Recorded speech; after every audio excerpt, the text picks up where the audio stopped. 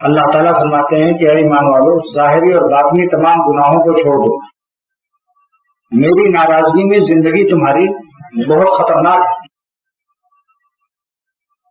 فرما برداروں کی حیات طیبہ سے تم بے خبر ہو، اور حضور فرماتے ہیں صلی اللہ تعالی وسلم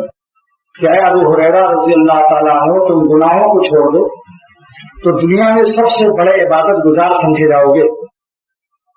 سب سے بڑا عبادت گزار وہ ہے جو اللہ تعالیٰ کو ناراض نہیں کرتا،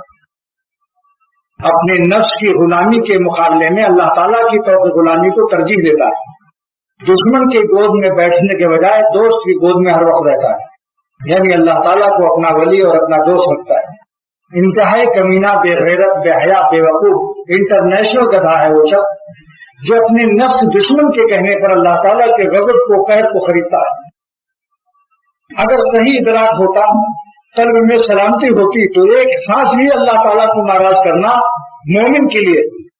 اس سے بڑھ کر دنیا میں کوئی مصیبت نہ سمجھتا۔ اگر دیکھتا کہ کسی کے گردے بیکار ہیں، اس کا گردہ نکال دیا گیا، اگر دیکھتا کہ کسی کو بلڈ کینسر ہے اور سارا جسم سوکھ گیا، اگر دیکھتا کہ اس پر فالج کا اٹیک ہے، تو تمام دنیا کے مسائل کو ہلکا سمجھتا ہے اس بات سے کہ وہ ایک سانس بھی اپنے اللہ تعالیٰ کو ناراض کرتے،